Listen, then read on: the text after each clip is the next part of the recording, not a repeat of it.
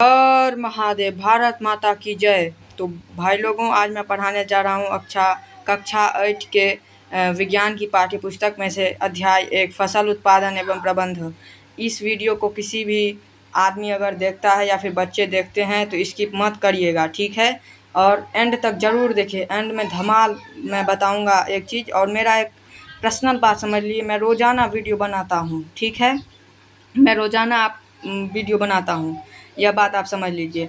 और आप वादा के मुताबिक मैंने बताया था रोज़ाना, तो मैं कल भी वीडियो बनाए, आज भी। अब मैं आप लोगों को बताना जा रहा हूँ कि फसल उत्पादन एवं प्रबंधन पूरा चैप्टर पढ़ाऊँगा, आराम से पढ़िए, स्किप मत करिएगा। और ये पेपर में आएगा ही आएगा, मतलब ये पेपर में आ सकता है। मेरे हिसाब से इसका 100% में से 20% चांस है पेपर में आने के लिए, इसीलिए मैं पेपर में आने वाला टॉपिक ही ज़्यादा पढ़ाता हूँ। कृषि पद्धतियाँ। लगभग 10,000 ईसा पूर्व तक मनुष्य घुमंतु थे, मतलब 10,000 ईसा पूर्व तक मनुष्य घुमंतु थे, मतलब घूम रहे थे। इतना उन लोगों को ज्ञान नहीं था जितना अभी है। अभी तो डिजिटल इंडिया है, पहले इतना ज्ञान लोगों को नहीं था, वो घुमंतु थे। वे एक स्थान से दूसरे स्थान तक भोजन एवं आवास की खोज में एक समूह में विचरण करते रहते थे। देखो, वो एक स्थान से दूसरे स्थान तक जाते थे। मैंने पहले ही बताया था कि उन लोगों को उतना ज्ञान नहीं था जितना आज हम लोगों को ज्ञान है। वो एक आवास की खोज में समूह में विचरण, मतलब कोई घर खोज करते थे, भोजन खोज करते थे और समूह में विचरण करते थे। मतलब हम जैसे ग्रुप में विचरण करते थे, जैसे हम 10 आदमी हैं तो 5 ग्रुप इधर, 5 ग्रुप इधर, यह आप समझ जाइए। वे कच्चे फल और सब्जियां खाते थे और उन्होंने भोजन के लिए जंतुओं का शिकार करना प्रारंभ किया। देखे, मैंने आपको बताए थे, जो बताया था, जो वैसे ही होगा जो उन लोगों को ज्ञान नहीं है। और वो सब्जियां खाते थे, फल खाते थे, कच्चे फल, और भोजन के लिए जंतुओं का शिकार करना प्रारंभ कर दिया था। उन लोगों को खाना इतना पता नहीं था, तो उन्होंने जंतुओं का शिकार करना चालू कर दिया था, ठीक है।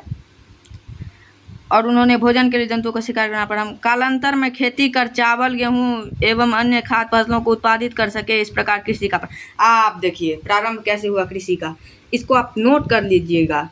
उन्होंने क्या किया, कालांतर में खेती कर चावल, गेहूं एवं अन्य खाद्य फसलों को उत्पादित कर सके, इस प्रकार खेती का प्रारंभ हुआ। एक बात मैं आपको बता रहा हूँ कि कालांतर में जब खेती कर चावल, गेहूं एवं अन्य खाद्य फसलों को उत्पादित कर सके, उसमें महिला का बहुत बड़ा हाथ था। उन्होंने ही बीज ढूंढा और जो है सो बीज ढूंढ करके चावल, गेहूं एवं अन्य खाद्य फसलों को उत्पादित कर सके। इस प्रकार के कृषि का प्रारंभ में महिला का बहुत बड़ा रोल है, इस बात को आप समझिए। जब एक ही किस्म के पौधे किसी स्थान पर बड़े पैमाने पर उगाए जाते हैं तो इसे फसल कहते हैं।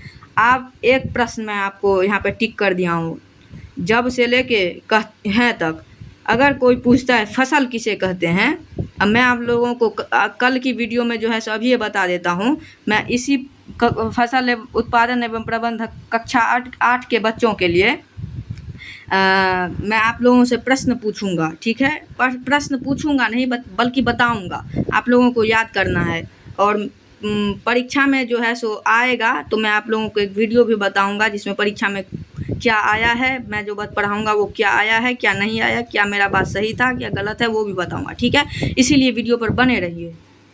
उदाहरण के लिए, गेहूं की फसल का अर्थ है कि खेत में उगाए जाने वाले सभी पौधे गेहूं के हैं। देखो मसला क्या है, तो अगर हम जो है सो एक ही किस्म के पौधे उगाते हैं तो उस पर एक ही किस्म के पौधे, जैसे हम धान की खेती करते हैं, उसमें धान ही बस होता है, उसमें हम गेहूँ नहीं लगाते हैं, बस धान ही होता है। मुस्कान थोड़ा रखिए, हम जो पढ़ाते हैं तो थोड़ा मुस्कान रखिए। किस्म के पौधे किसी स्थान पर बड़े पैमाने पर, उसे फसल कहते हैं। अगर हम धान की खेती करते हैं कहीं और बस धान की ही खेती करते हैं और बड़े पैमाने पर उगाते हैं तो उसे फसल कह सकते हैं, हम कहते हैं, ठीक है। ये बात को घोर के पीजिए। उदाहरण के लिए, गेहूं की फसल का अर्थ है कि खेत में उगाए जाने वाले सभी पौधे गेहूं के हैं। देखो, गेहूं की खेती का अर्थ क्या है, आप ही समझ जाओगे ना। जो गेहूं का पौधे का अर्थ है कि खेत में उगाए जाने वाले सभी पौधे गेहूं के हैं, आप ही समझ जाओगे। आप जानते ही हैं कि फसलें विभिन्न प्रकार की होती, जैसे कि अन्न, सब्जियां एवं फल। हाँ, आप लोग जानते ही होंगे कि फसलें अन्य प्रकार की होती, जैसे साग, सब्जी, फल, बहुत प्रकार के हैं, इत्यादि बहुत प्रकार के हैं। जिस मौसम में यह पौधे उगाए जाए उसके आधार पर हम फसलों का वर्गीकरण करते हैं। देखो, भारत में जो है, भारत एक विशाल देश है, आप लोगों को पता होगा। भारत बहुत बड़ा देश है। भारत से बड़ा, मतलब भारत से भी बड़ा देश है, लेकिन भारत एक आबादी वाला बहुत बड़ा देश है। यहाँ ताप, आर्द्रता और वर्षा जैसी जलवायु परिस्थितियाँ एक क्षेत्र से दूसरे क्षेत्र में भिन्न है। देखो यहाँ जैसे बिहार में जो है सो ताप, आर्द्रता, वर्षा जैसी जलवायु परिस्थितियाँ है, वैसे जम्मू कश्मीर में नहीं है। वहाँ क्या है, आर्द्रता, अति ठंडी ज़्यादा रहता है। इसीलिए सभी क्षेत्रों में भिन्न भिन्न करके है, वो सही बता रहा है। सभी परिस्थितियाँ एक क्षेत्र से दूसरे क्षेत्र में भिन्न भिन्न है। अतः देश के विभिन्न भागों में विविध प्रकार की फसलें उगाई जाती है। इस विविधता के बावजूद मोटे तौर पर फसलों दो वर्गों में बांटा जा सकता है। इस प्रकार देखिए, आप देखिए किस मौसम में किस फसल को उगाया जाता है और वो कौन कौन से होते हैं, उसी को खरीफ फसल और रबी फसल कहते हैं। इसको घोर के पी लीजिए मेरे कथन से और किताब के कथन से। देखिए, वह फसल जिन्हें वर्षा ऋतु में बोया जाता है उन्हें खरीफ फसल कहलाती है। भारत में वर्षा ऋतु सामान्यतः जून से सितंबर तक होती है। धान, मक्का, सोयाबीन, मूंगफली, कपास इत्यादि खरीफ फसल हैं। यह फसल जिन्हें वर्षा ऋतु में बोया जाता है खरीफ फसल कहलाता है। जैसे अभी वर्षा ऋतु का समय है, अभी भारत में या फिर अन्य क्षेत्र में धान, मक्का, सोयाबीन, मूंगफली, कपास इत्यादि खरीफ फसल हैं। धान, मक्का, सोयाबीन जो अभी गर्मी के समय में गर्मी के समय में और बरसात के समय में बोया जाता है, धान, मक्का, सोयाबीन, मूंगफली, कपास इत्यादि, ये सब खरीफ फसल है। ठीक है, खरीफ फसल में आ गया, देख सकते हो। मैं इस पूछूंगा क्वेश्चन में जो है सो लिखाऊंगा और उसका आंसर बताना है। ठीक है, और मैं बताऊंगा। रबी फसल, शीत ऋतु अक्टूबर से मार्च तक। शीत ऋतु तो पता है, अक्टूबर से शुरू होता है, मार्च तक जाके खत्म हो जाता है। शीत ऋतु मतलब ठंडी का मौसम। ठीक है, में उगाई जाने वाली फसलें रबी फसलें कहलाती है। मतलब ठंडी में उगाई जाने फसलें सभी रबी फसल कहलाती है। गेहूँ, चना, मटर, सरसों तथा अलसी रबी फसल के उदाहरण है। गेहूँ, चना, मटर, सरसों तथा अलसी रबी फसल के उदाहरण है। ठीक है, इसे समझ जाइए। इसके अलावा कई स्थानों पर दालें और सब्जियां ग्रीष्म में उगाई जाती हैं। किसी स्थान पर दालें और सब्जियां उगाए जाने का असली मुख्य बात यह है कि वहाँ इसलिए उगाई जाती है जिससे उपजाऊ भूमि बना रहे। और एक ही सामान्य का आप अगर उगाते रहोगे ना तो खेत गड़बड़ हो जाता है। मैं आप लोगों को राज का बात बता रहा हूँ, इसीलिए लोग क्या करते हैं, दालें और सब्जियां ग्रीष्म में उगाते हैं। अब पॉइंट पे आइए। देखो, सबसे पहले कृषि पद्धतियाँ अब मैं आपको बताता हूँ। अभी लोग क्या कर रहा है, मिट्टी तैयार कर रहा है।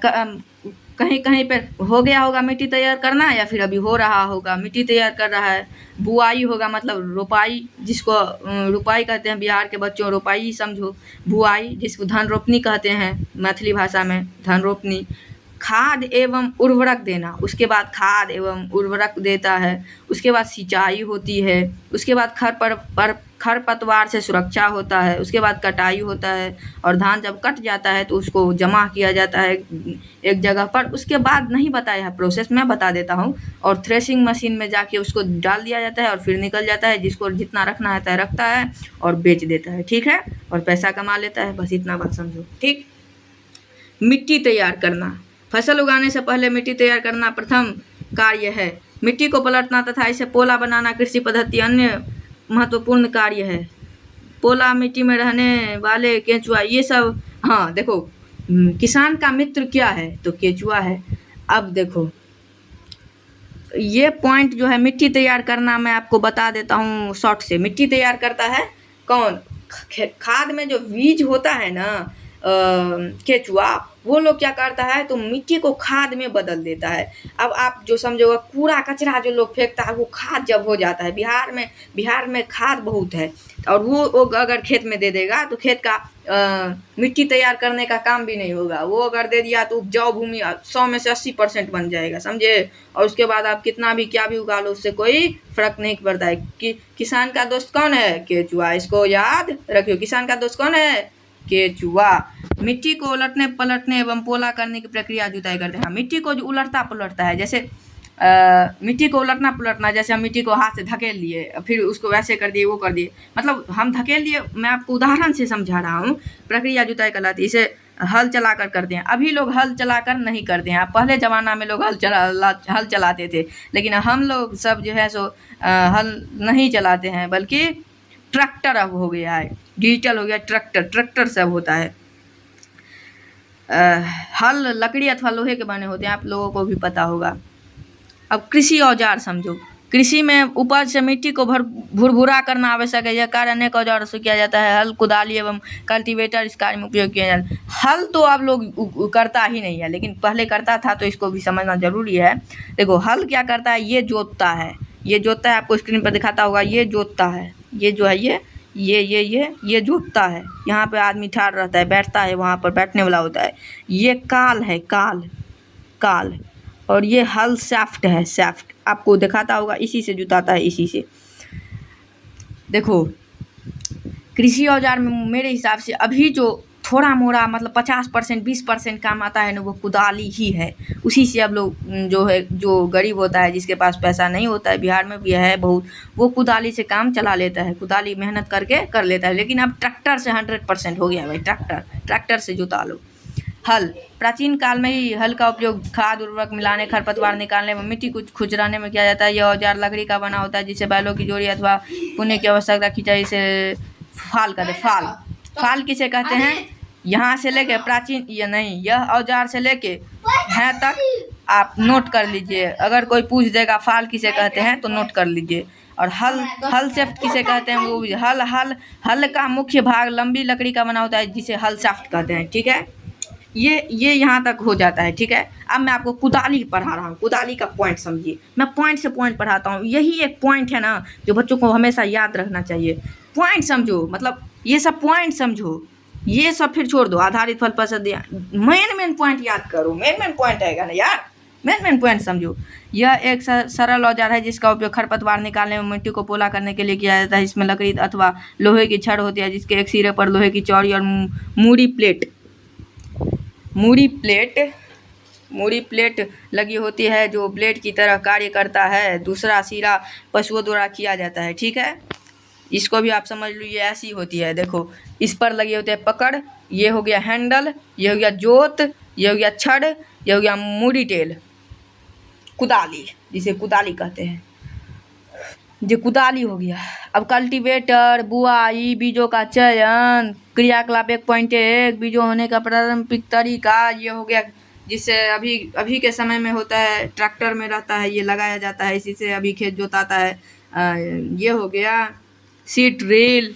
अब मैं आप लोगों को कितना पेज नंबर 4 से लेके पेज नंबर 6 तक, मैं 6-7 तक मैं आपको कल पढ़ा दूंगा। अब बहुत बड़ा चैप्टर है, 12 पेज तक है। 3 पेज तक हो गया, याद रखिएगा, 3 पेज तक हो गया, 3 पेज तक हो गया, 3 पेज तक हो गया। यहाँ से है लगे होते हैं, जो ब्लेड कल्टीवेटर से है पढ़ाना कल। तो ये 12 पेज का है। 4 दिन में मैं इसको कंप्लीट करा दूंगा, याद रखिएगा, 4 दिन में। और उसके बाद 1 दिन में इसका सारा प्रश्न उत्तर मैं आप लोगों को करवा दूंगा।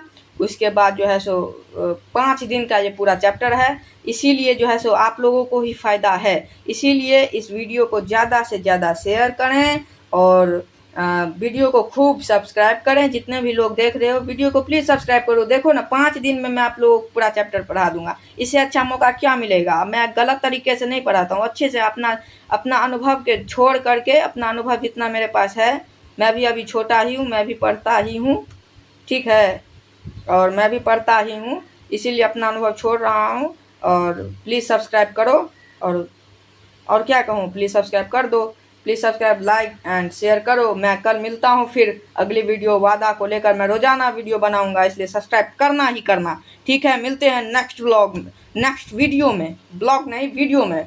मैं ब्लॉगर नहीं हूँ, मैं एजुकेशन वीडियो बनाता हूँ, ठीक है। सब्सक्राइब कर देना प्लीज़। चलो बाय, कल मिलते हैं, बाय।